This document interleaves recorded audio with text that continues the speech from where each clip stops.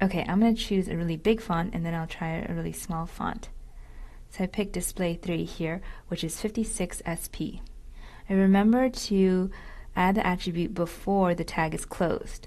So I'll hit enter here and then add text size attribute. Cool. And then the text is giant over here. Okay, now I can try a smaller size of maybe some body text, which would be 14 SP.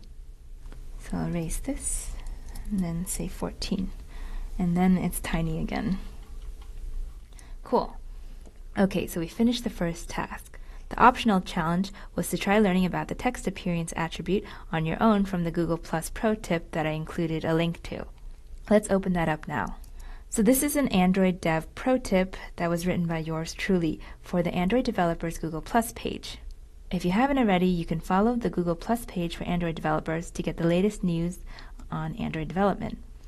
Or if you prefer Twitter, you can follow our account there.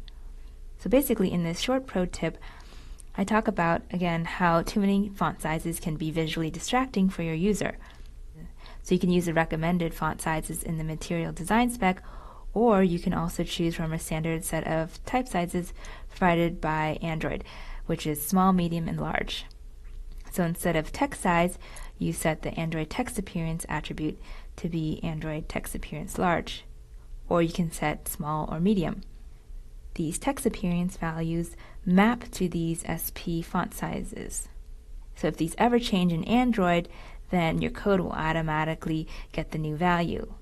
Using text appearance is great because you don't have to worry about specific SP values, and you can still be consistent with other apps on the device.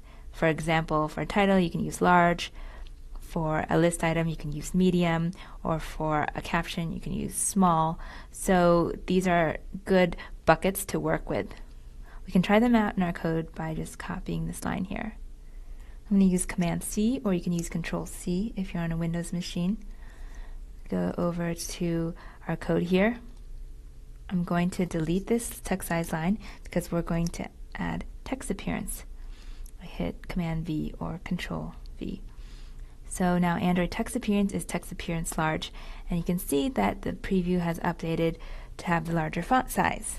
That's pretty neat, right? And you can also change this to be medium or small. So in general, this is a really useful tip to know if you don't want to declare specific SP values. So if you have no idea which SP values you want to use, you can just pick from small, medium, and large.